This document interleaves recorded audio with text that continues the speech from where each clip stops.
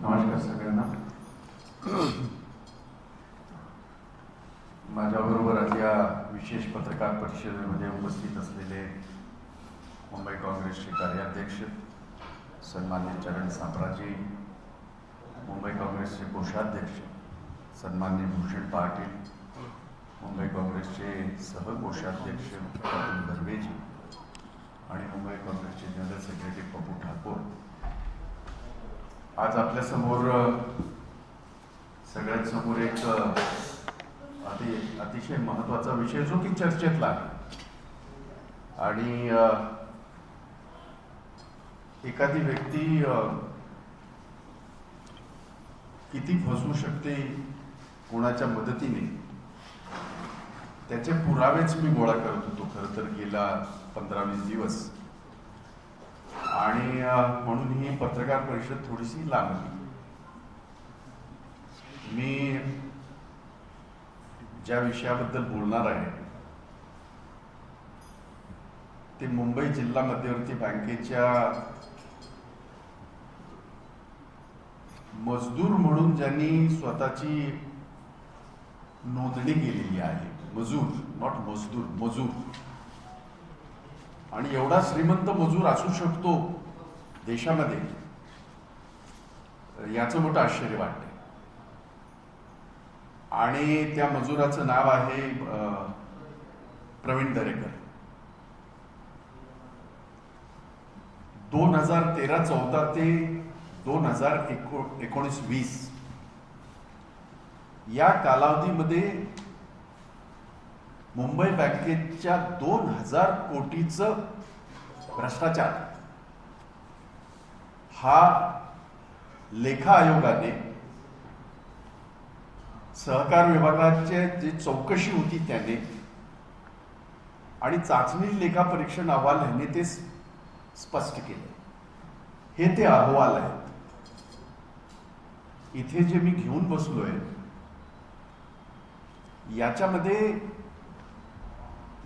ज्या वेळेला ह्या गोष्टीची वाच्यता करण्यात आली, कंप्लेंट करण्यात आल्या आणि चौकशी मागण्यात आली,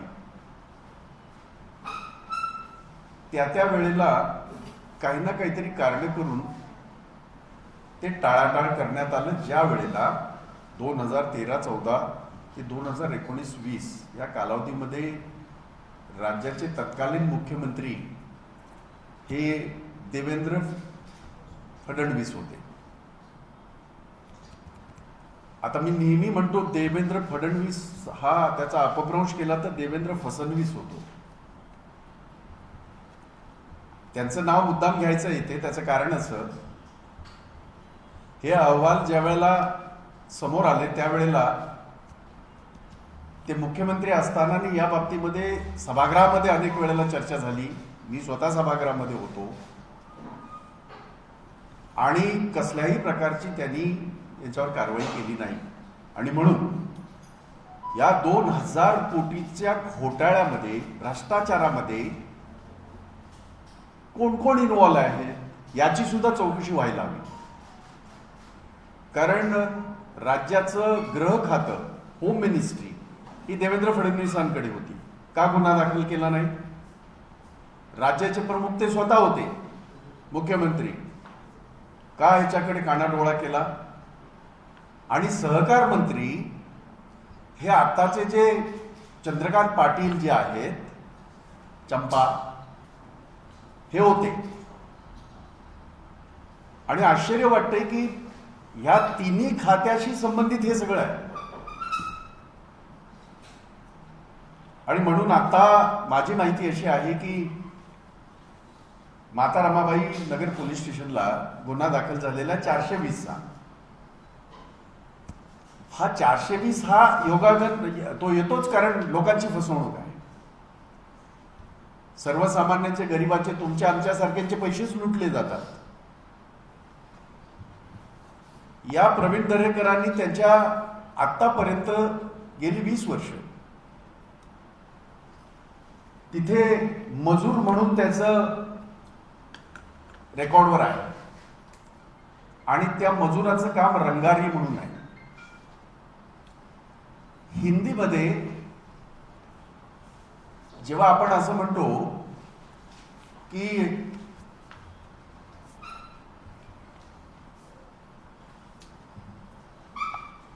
त्याच्यावर येतो मी, रंगकाम करत असताना सर्वसामान्य गरिबाला त्याने चुना लावलाय 2000 कोटीचा. त्याच्यामध्ये अनेक असे लोक आहेत.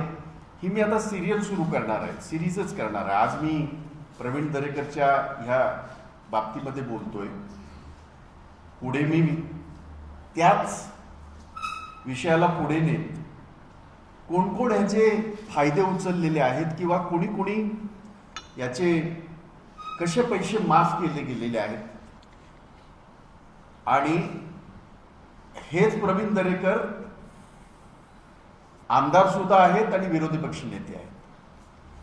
दोन ऍफिडेव्हिट मधला फरक, मुंबई बँकेच्या ऍफिडेव्हिट मध्ये रंगारी, परंतु आमदारकीचं ऍफिडेव्हिट मध्ये बिझनेसमॅन. खरं तर हीच फसवणूक आहे आणि त्याच्यामुळे त्यांचं आमदारकी पद सुद्धा जायला हवं, आमदारकी पद सुद्धा त्यांचं काढून घ्यायला हवं. वरच्या सभागृहामध्ये विशेषतः विधान परिषदेमध्ये विरोधी पक्षाला हे पक्षनेत्याला अनन्यसाधारण महत्व असतं, खालच्याही सभागृहात असतं. आज एवढ्या मोठ्या मुख्य पदावर हा माणूस राहूच कसा शकतो?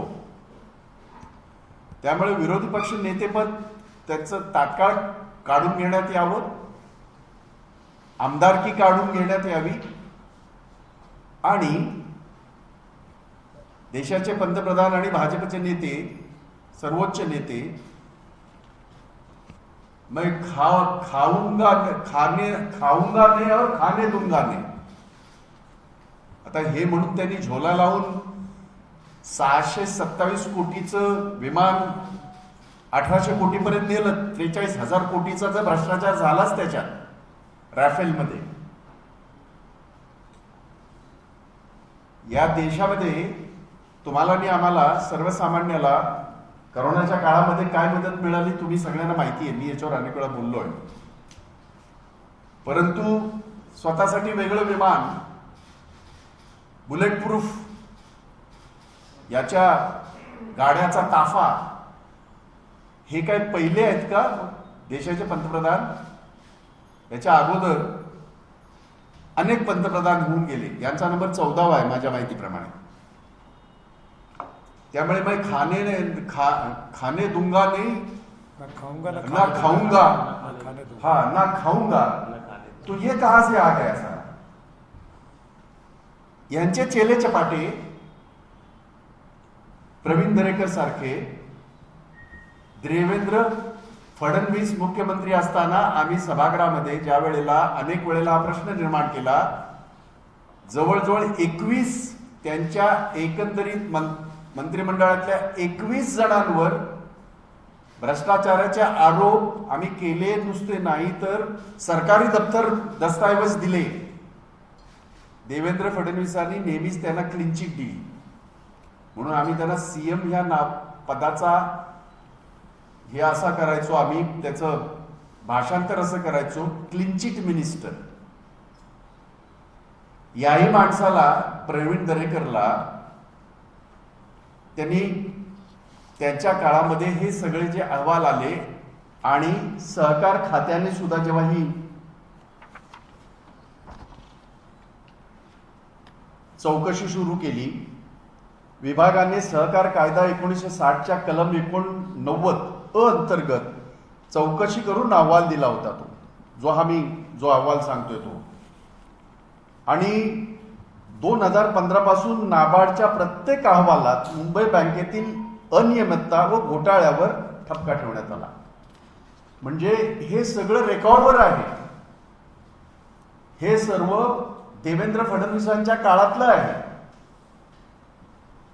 आणि म्हणून याची जबाबदारी स्वीकारून देवेंद्र फडणवीसांनी सुद्धा त्यांच्या विरोधी पक्ष नेतेपदाचा राजीनामा द्यायला हवा. जर नैतिकता असेल तर नैतिकतेच्या खूप गोष्टी करत असतात हे लोक, खोटा खोटा आव आणत असतात, खोटं खोटं पुढे रोखण्याचा प्रयत्न करतात. परंतु ज्या वेळेला 2020 मध्ये 2019-20 मध्ये सहनिबंधक बाजीराव शिंदे यांनी 89 खाली चौकशी करून कोट्याधी रुपयाचा घोटाळा झाला आहे असा अहवाल सादर केला आणि सहकार कायदा 83 अंतर्गत चौकशीचे आदेश दिले होते. त्याला केराची टोपली दाखवण्यात आली. आणि म्हणून या सर्व प्रकरणामध्ये सर्वसामान्यांचे 2000 कोटीचा जो भ्रष्टाचार झालेला आहे त्याच्यामध्ये फक्त 420 कलम न लावता भारतीय दंड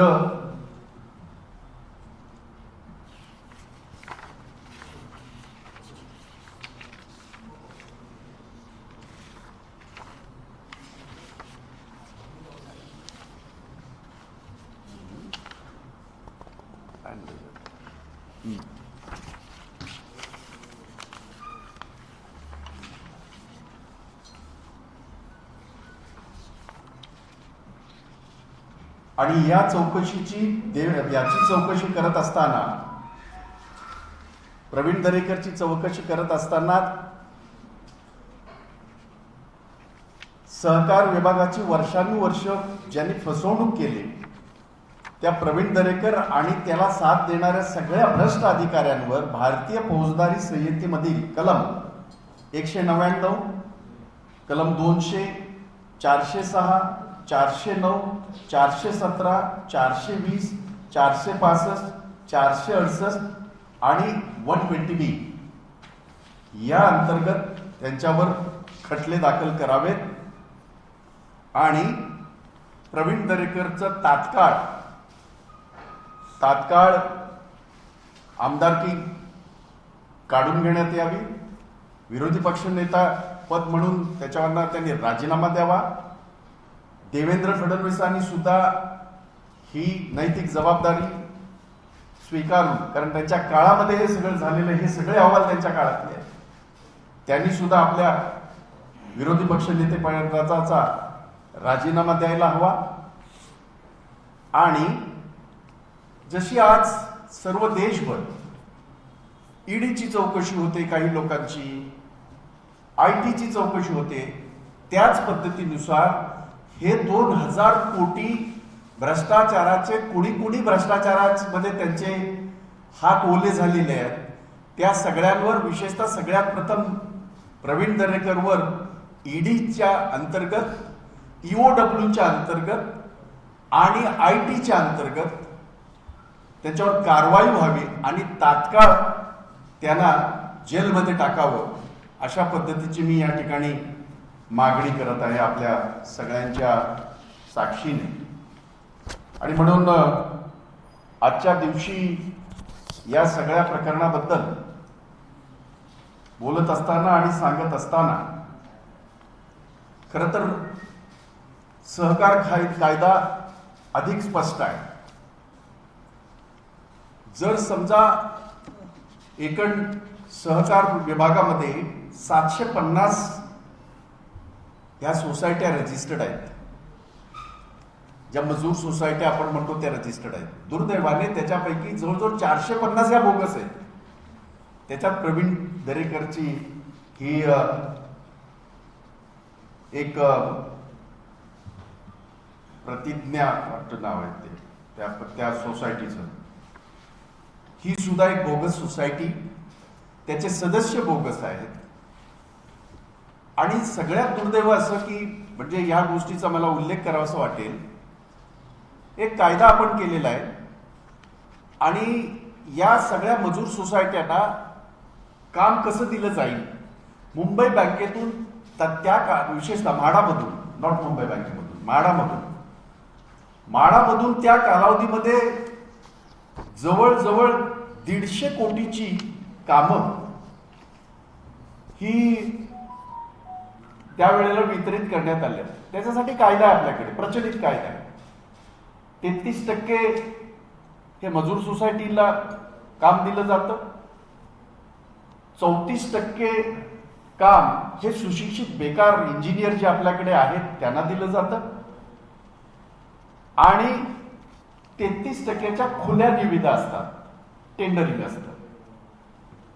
या म्हाडाच्या 150 कोटीची जी ही 1500 कोटी 1,500 कोटी, नॉट 150, 1,500 कोटीची जी कामं दिली गेलेली आहेत त्या काळामध्ये, त्याच्यापैकी 69% कामं ही एकट्या मजूर सोसायट्यांना दिलेली आहे. हे कसं काय होऊ शकतं? आणि हे सुद्धा देवेंद्र फडणवीसच्या काळात झालेलं आहे. आणि म्हणून ह्याची सुद्धा जबाबदारी देवेंद्र फडणवीसांना घ्यावी लागेल. आम्ही ह्याच्या बाबतीमध्ये अधिकची माहिती गोळा करतोय. आजच मी आरोप करणार नाही, परंतु एवढं मात्र नक्की सांगेन, या प्रकरणामध्ये दोषी असलेल्या प्रत्येकाला आम्ही जनतेसमोर अगदी त्यांचा जो बुरखा जो आहे याचा, की आम्ही फार सज्जन आहोत, हा बुरखा त्याचा फाडल्याशिवाय, टराटरा फाडल्याशिवाय मुंबई काँग्रेसचा अध्यक्ष म्हणून आणि माझी टीम आम्ही राहणार नाही. आणि म्हणून आपल्या समोर हे प्रकरण मांडत असताना आपण ते प्रकरण लावून धरलेलं आहे हे मला माहिती आहे. माझी माहिती आता अशी आहे, कोर्टामध्ये जामिनासाठी अर्ज केलेला आहे. ते कोर्टाने निर्णय घ्यावा, तिथे आमचं काही रोल राहत. परंतु मी पोलिसांना हे सांगणार आहे, मी मुख्यमंत्र्यांना पत्र लिहितोय. म्हटलं पहिलं आपल्याजवळ बोलू आणि मी मुख्यमंत्र्यांना पत्र लिहिणार आहे की एखादं कलम 120B हे याच्यामध्ये माता रमाबाई नगरमध्ये जो दाखल झालेला गुन्हा आहे त्याच्यामध्ये आहे की नाही मला त्यातली माहिती नसल्यामुळे मी काय बोलणं योग्य नाही राहणार. परंतु अशी अनेक कलमं आहेत की ज्याच्या माध्यमातून सहकार कायद्याचं उल्लंघन, सहकार कायद्याची पायमल्ली, फसवणूक ह्या सगळ्या गोष्टी त्याच्यात येतील. कारण हे सगळं प्रकरणच तसं आहे. आणि म्हणून त्यांना पाठीशी घालणारे अधिकारी सुद्धा, त्यांची सुद्धा चौकशी होणं आवश्यक आहे, असं सुद्धा मला आपल्याला या ठिकाणी सांगावंसं वाटेल. हिंदी में थोड़ा इसको ये करना है. मैं इसलिए रुका क्योंकि वो वर्ड मैं इस्तेमाल करूंगा. प्रवीण दरेकर मुंबई बैंक के भूतपूर्व चेयरमैन और अभी के डायरेक्टर, उन्होंने जो भ्रष्टाचार किया है 2013-14 से 2019-20 तक तकरीबन 2,000 करोड़ रुपए का भ्रष्टाचार गबन इन्होंने किया है. ये मैं आरोप नहीं कर रहा हूं. जो सहकार डिपार्टमेंट ने इंक्वायरी कमीशन बिठाया था, उस कमीशन की ये रिपोर्ट है मेरे सामने. और ये सारा दस्तावेज जो है ये सरकारी है. ये मैंने मेरे घर से तैयार नहीं किया है. सबसे पहले प्रवीण दरेकर जी ने एक मजूर सोसाइटी जो रजिस्टर्ड होती है उसमें खुद का नाम मजूर करके उन्होंने ये किया है, रजिस्टर्ड किया है. हालांकि जब एमएलए थे वो, और उसमें जो एफिडेविट था उसमें उन्होंने बिजनेसमैन करके कहा है, तो ये अपने आप में यही फ्रॉड है. और हमारे का ये जो है कोऑपरेटिव एक्ट जो है उसके अनुसार अगर इस तरह से कोई भी ये करता है, फ्रॉड करता है या उस कानून से खिलवाड़ करता है, तो डायरेक्टर नहीं बन सकता. ये कानून है. बावजूद के उसके पिछले 20 सालों से प्रवीण दरेकर वहां न कि सिर्फ डायरेक्टर है बट चेयरमैन भी रहे. और उनके चेयरमैन के कार्यकाल के दौरान ये गबन हुआ है. उस वक्त देवेंद्र फडणवीस ये महाराष्ट्र के तत्कालीन मुख्यमंत्री थे. उनके सामने ये सारा सहकार विभाग, क्योंकि उस सहकार विभाग के मंत्री चंद्रकांत पाटिल थे उस वक्त. देवेंद्र फडणवीस खुद होम मिनिस्टर थे, मुख्यमंत्री थे. इन्हीं से ये मामला जुड़ा हुआ है. इन्हीं को एक्शन लेनी थी. इन्हीं को उनको जेल में डालना था। जेल में डालना तो दूर की बात, ये तो उनको प्रोटेक्ट कर रहे हैं 5 साल से, और अभी उनके ऊपर जो कार्रवाई हो रही है, क्योंकि हम लोगों ने इसके बारे में सभागृह में बहुत बार इसके बारे में हमने बातें भी की थी और ये मुद्दे भी उठाए थे, पर देवेंद्र फडणवीस हमेशा की तरह उनको क्लीन चिट देते रहे। और आज नौबत यह है 2000 करोड़ का जो गबन हुआ है, वो आपका, मेरा, वर्कर का, ये जो हमारा कॉमन मैन है उसके पैसे है। ये किसी बिजनेसमैन के पैसे नहीं है। और इसमें जिस तरह से कार्रवाई होनी चाहिए, ये तो और बात है कि बीच में कोरोना था करके वो शायद बच पाए। मैं महाराष्ट्र विकास आघाड़ी का स्वागत करता हूं कि उन्होंने माता रमाबाई नगर में ये केस दाखिल किया है, लेकिन वो पूरा नहीं है, उसमें और ज्यादा दफा डालने जरूरी है, क्योंकि जिस प्रकार का ये गबन हुआ है, जिस प्रकार का ये भ्रष्टाचार हुआ है, उसमें बहुत सारे जो दफा है इंडियन पिनल कोड के तहत वो दफा लागू होते हैं, और वो दफा के अंदर उनके ऊपर कार्रवाई होनी चाहिए, ये मेरी मांग है। और वो दफा इस प्रकार के है,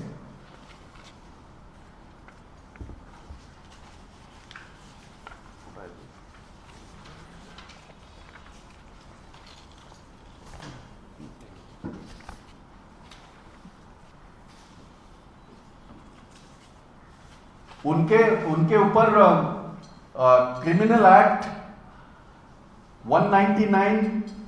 199, 200, 406, 409, 417, 420, 465, 468 और 120B ऐसे दफा के तहत इनके ऊपर कार्रवाई होनी चाहिए, जो कि इससे संबंधित है, जो कि सहकार विभाग से, जो कि कोऑपरेटिव एक्ट से संबंधित ये सारे जितना गुनाह उन्होंने किया है, ये सारे दफा उसमें लगते हैं, वो लगने चाहिए। एक बात और है कि म्हाडा में उसी दौरान 1500 करोड़ रुपए के काम दिए गए। हमारे यहां महाराष्ट्र में और शायद देश में भी बहुत सारे राज्यों में एक कानून ऐसा बना है कि क्योंकि देश में जो हमारे इंजीनियर्स जो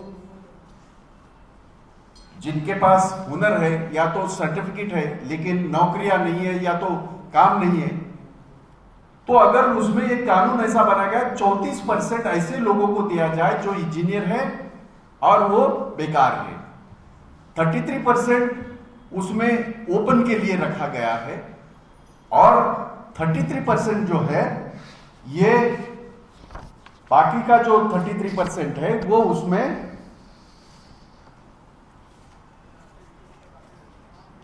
ये जो मजदूर संस्थाएं उनको देना चाहिए। अब ये 1,500 करोड़ में तकरीबन 69% जो ये था काम जो है ये इनको दिया गया मजदूर सोसाइटी को। ये कैसे? ये ताज्जुब है, क्योंकि ये कानून नहीं है, ये कानून का पूरी तरह ये है उल्लंघन है, और इसकी भी पूरी तहकीकात होनी चाहिए।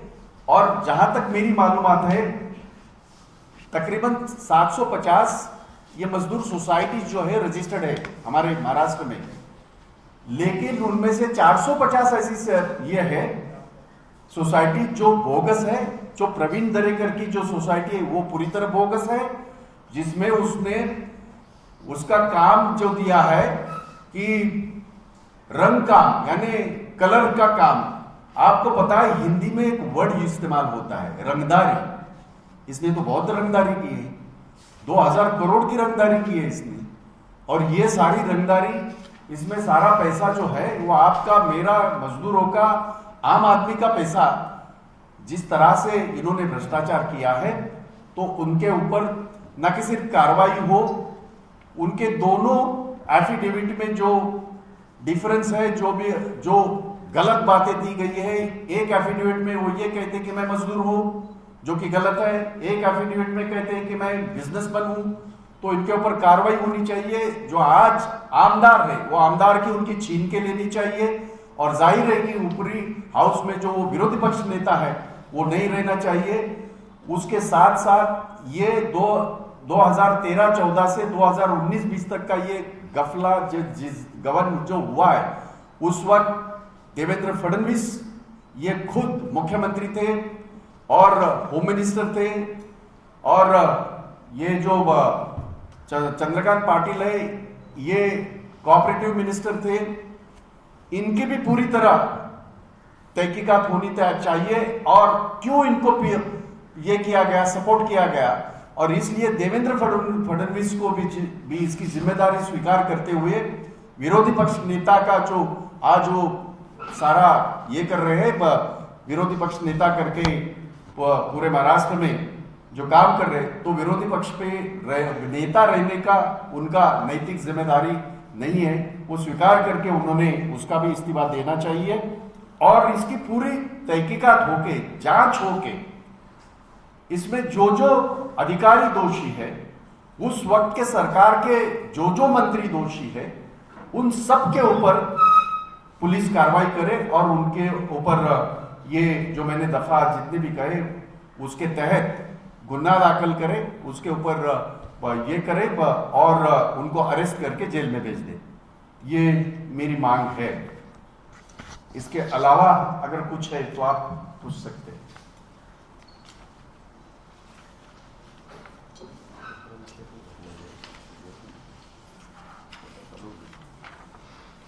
एक विषय आहे, बोलू का? शिवजयंतीला घेऊन थोडंसा फार मीडियामध्ये चाललंय, म्हणून म्हटलं तुम्ही विचारणे आज अगोदरच मी खुलासा करतो। मी मुख्यमंत्र्यांना हे पत्र लिहिलेलं आहे आणि ही त्याची कॉपी आहे। आणि आपल्या सगळ्यांना माहिती आहे की विलासराव देशमुख जेव्हा मुख्यमंत्री होते त्यावेळेला शासनाने एक निर्णय घेतला आणि शिवजयंतीची तारीख ही 19 फेब्रुवारी ही आपण फिक्स केली आणि 19 तारखेला सगळ्या शासकीय याच्यामध्ये 19 तारखेला आपण साजरी करतो। आम्ही सगळे 19 तारखेला साजरी करतो। अर्थात आमच्या काही संस्था आहेत त्या परंपरागत तिथीच्या नुसार करतातच। मध्यंतरी याच्यावर खूप बातम्या चालल्या, त्या बातम्या बघितल्यावर मला जे जाणवलं ते मी मुख्यमंत्र्यांना लिहिलं। मी म्हटलं की छत्रपती शिवाजी महाराज हे युगपुरुष आहेत, महापुरुष आहेत। त्या महापुरुषाच्या अशा पद्धतीने दोन वेळेला ज्या साजऱ्या होतात आहेत त्या होऊ नये यासाठी मी माझा विचार मांडला। मी म्हटलं ज्यांना तिथीनुसार करायचं आहे त्यांनी घरगुती करायला काहीच हरकत नाही, असं होतच आहे। आज अनेक ठिकाणी आपण पाहतो की तिथीनुसार काही लोक आपले आपले सण साजरे करतात, आपल्या आपल्या काही गोष्टी साजरे करतात, परंतु शासनाने निर्णय घेतलेला आहे आणि शासनाचे प्रमुख स्वतः उद्धव ठाकरेजी आहेत, मुख्यमंत्री आहेत, आणि माझी सर्व शिवसैनिकांनाही माझी विनंती आहे की छत्रपती शिवाजी महाराज हा प्रेरणा स्रोत आहे। विशेषतः स्वर्गीय बाळासाहेब ठाकरे नेहमी म्हणायचे की शिवप्रेरणा या एका वाक्यावर त्यांनी संपूर्ण शिवसैनिकांना जागृत केलं अनेक वेळेला। आजही ते शिवप्रेरणा म्हणाल्याच्या नंतर सगळे जागृत होतात आणि म्हणून मी मुख्यमंत्र्यांना यासाठीच लिहिलेलं आहे की एका युगपुरुषाचं, एका महापुरुषाच्या अशा पद्धतीने जयंती ही दोन वेळा साजरी न होता शासनाने घेतलेल्या निर्णयानुसार ती 19 फेब्रुवारीला तो व्हावी, परंतु तिथीप्रमाणे ज्याने त्यांनी आपल्या आपल्या घरामध्ये करायला काही हरकत नाही, असं मी ते पत्र लिहिलं होतं। बातम्यांमध्ये बऱ्याच गोष्टी विसंगती आहे, पण त्याच्यावर मी आता काही बोलणार नाही। तुम्ही विचारलं तर उत्तर मात्र नक्कीच देईन मी, पण एवढं नक्की की त्याच्या मागे माझ्या भावना शुद्ध आहेत। छत्रपतींसारख्या युगपुरुषाची प्रेरणा घेऊन या महाराष्ट्राची भूमी ज्यांच्या नावाने ओळखली जाते, आम्ही नेहमी म्हणतो की छत्रपती शिवाजी महाराजांची भूमी आहे आणि या भूमीने अख्ख्या देशामध्ये एक प्रेरणा दिलेली आहे, एक ऊर्जा दिलेली आहे आणि एक नवीन समाज उभा केलेला आहे या महाराष्ट्राने, ज्याला आम्ही बहुजन समाज म्हणतो, जो शाहू फुले आंबेडकरांचा समाज म्हणतो, ती छत्रपतींची देण आहे। आणि त्यामुळे त्यांची तिथीनुसार होणारी शिवजयंती ही प्रत्येकाने आपल्या आपल्या पद्धतीने घरी करायला कुणाचीही अडचण असू नये किंवा कुणी त्याच्यामध्ये वेगळा अर्थ काढून घेऊ नये. भावना माझ्या शुद्ध आहेत, पवित्र आहेत. मी मराठा समाजाचा आहे, त्यामुळे माझ्या भावना त्याच्यापेक्षा तीव्र आहेत. आणि म्हणून मी सांगतो की मराठा महासंघाचं सुद्धा मी काही काळ काम करत असताना, आम्ही सुद्धा ह्या सगळ्या गोष्टीचा नेहमीच चर्चा करत असताना मी त्याही लोकांना ही विनंती केलेली आहे की आपण सगळ्यांनी ही तिथी आपल्या घरामध्ये आपला सण साजरा करूया, किंवा आपल्या संस्था असतील त्या संस्थांपुरता मर्यादित असेल तरी काही हरकत नाही, जे अनेक वर्षापासून होते, नवीन काही नाही त्याच्यामध्ये. आणि म्हणून मी हे पत्र लिहिलं होतं. मीडियामध्ये थोडंसं त्याची विसंगती झाली म्हणून मी हा खुलासा करत आहे. हिंदी में शिव जयंती को लेके मैंने एक खत लिखा था आदरणीय महाराष्ट्र के मुख्यमंत्री उद्धव जी ठाकरे इनको, और मैंने उनको रिक्वेस्ट की है कि सरकार का निर्णय है. उस वक्त स्वर्गीय तत्कालीन मुख्यमंत्री विलासराव जी देशमुख के दौरान ये निर्णय हुआ और 19 फरवरी को हम लोग पूरी शासकीय पूरे इसमें हम लोग शिव जयंती मनाते हैं. बहुत सारे, हम तो सारे शिव जयंती 19 तारीख को मनाते हैं, यहाँ भी मनाते हैं, सरकारी कार्यालय में मनाते हैं, बाकी भी जगह मनाते हैं. और सालों से छत्रपति शिवाजी महाराज की तिथि अनुसार भी जयंती होती है महाराष्ट्र में और हिंदुस्तान में कुछ जगह पे होती है, लेकिन पूरे विश्व में 19 तारीख को शिव जयंती मनाई जाती है. तो मैंने इसलिए खत लिखा है कि आप महाराष्ट्र के मुख्यमंत्री हो, मैं ये अपील कर रहा हूँ हमारे सारे शिव सैनिक, हमारे सारे शिवप्रेमी, मराठा महासंघ हो चाहे बाकी सारे संस्थाएं हो, मैंने उनको विनती की है कि छत्रपति शिवाजी महाराज ये युग पुरुष रहे, एक प्रेरणा स्रोत रहे. ये भूमि महाराष्ट्र की उनके नाम से पहचानी जाती है, जानी जाती है. और एक समाज जो महाराष्ट्र ने तैयार किया जिसको बहुजन समाज कहते हैं, शाहू फूले अम्बेडकर का समाज कहते हैं, ये छत्रपति शिवाजी महाराज की देन है हम सबको. और हमें फख्र है इस बात का. ऐसे महापुरुष की जयंती दो बार ये जो पब्लिकली हो रही है वो ना हो, इसलिए मैंने ये कहा है कि ये हमारे लिए बहुत बड़ा दिन है, बहुत बड़ा त्योहार है, हम मनाते भी हैं. तो वो व्यक्तिगत मना सकते हैं, संस्थाएं मना सकती है, पर सरकार का निर्णय जो है वो भी सरकार के मुखिया करके उन्होंने उसका ये करना चाहिए. और मैंने वो इसलिए उनको रिक्वेस्ट की है कि इसकी शुरुआत आप करिए, हम सारे करेंगे, हम तो करते ही हैं. हमारे यहाँ मैंने जैसे मराठा महासंघ की मैंने जो बात की, वहाँ तो ये आने वाले तिथि अनुसार हमारी संस्था के अंदर होता ही है, शिव जयंती होती है. तो वही मेरा ये खत का मतितार्थ, इसका मकसद यही था, ये मैं आप सबको बताना चाहता हूँ. धन्यवाद. Thank you. आभार. Sir, one thing I would like to ask, if you don't mind. I am asking you if you have any question, You please. said that twice it is celebrated something about this Shivaji Maharaj. He is the famous personality and world knows him actually. So why it is celebrated like this? What is the difference is happening? How it happens, sir? No, you need to understand. See, it's not only Chhatrapati Shivaji Maharaj. Even when we talk about Tithi is different because our Hindu calendar, we have adopted English calendar. So according to Hindu calendar, the day which comes, it is known as a Tithi, and it's been celebrated ages. It's not now. It's not an issue at all. What I am trying to emphasize on everybody's mind is when the government has taken the decision during the regime of Vilasrao Deshmukh, when he was a CM of this state, and everybody has agreed. If you have seen all the government offices, they celebrate Shiva Jayanti on 19th Feb. Even we all celebrate Shiva Jayanti on 19th Feb. But there are people, there are so many organizations like Marathwada Mahasangh, Shiv Sainiks, and so many other, Shiv Prerana, and so many. They celebrate this Shiva Jayanti on that Tithi day. So my request will be, since Uddhav ji Thackeray is a chief minister of the state, So I am requesting rather to everyone, such a towering personality, such a the great warrior of the world, the great warrior of the world. Today, when we talk about certain, wars, and when we talk about guerrilla war is introduced by Chhatrapati Shivaji Maharaj. It is known by his name. So such a great human being, great warrior. It should not happen कि his birthday is celebrated twice. That's the only message which I wanted to give. Nothing else. काही राजकीय पक्ष म्हणतात की 365 दिवस अधिक शिवजयंती. अडवलंय कोणी? फक्त त्यांना एवढं सांगा, डुप्लिकेट कशाला करता? मनापासून करा. छत्रपतींचं नाव आपल्या घरात तर करा पहिलं, नंतर मग साजरं करा. छत्रपतींचं नाव इलेक्शन आल्यावर घ्यायचं, फोटो लावायचा, मग कोणतरी दाढीवाला बाबा आणायचा. छत्रपती इतक्या पुरते मर्यादित नाहीत. या छत्रपतीने जगाला संदेश दिलेला आहे.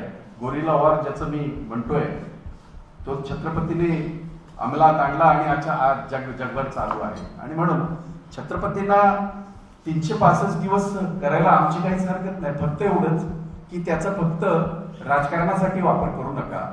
आम्ही तर ते करतच आहोत, पण आम्ही आमच्या सेलिब्रेशन हे एक सरकारने घेतलेला निर्णय, तो आपल्या सगळ्यांनी मानलेला आहे. त्या पद्धतीने ती साजरी होत आहे.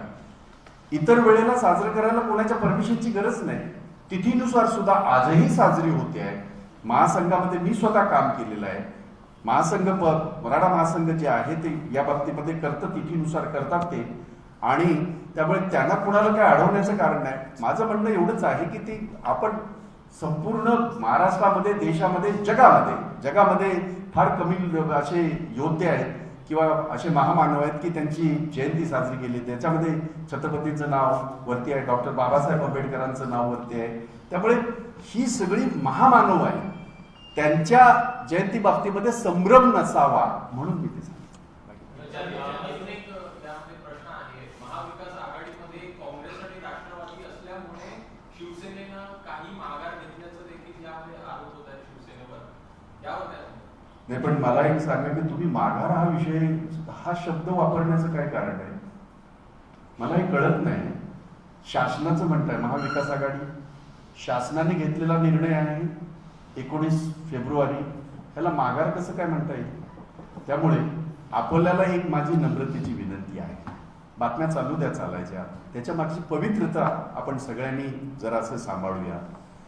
मी तिथीला कोणी नाकार म्हणण्याचं, मी स्वतः आम्ही साजरे केलेले, मी महासंघाचा कार्यकर्ता आहे, त्यामुळे मला चांगलं माहिती आहे. परंतु जेव्हा आपण एखाद्या महापुरुषाची, महामानवाची जेव्हा आपण जयंती साजरी करतो, ती डबल जाहीररित्या होऊ नये असं माझ्या भावना आहे, त्या मी म्हणालो. त्यामुळे तिथीनुसार जे होत आहे ते व्हावं, त्याला विरोध असण्याचं काही कारण नाही. परंतु ते सेलिब्रेशन हे प्रत्येकाने आपल्या घरी करायला काय हरकत आहे?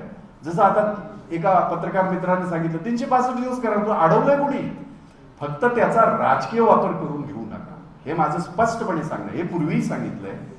काही लोकांना आता जरा सत्तेचा माज फार चढलेला आहे देशामध्ये आणि काही इतर राज्यांमध्ये.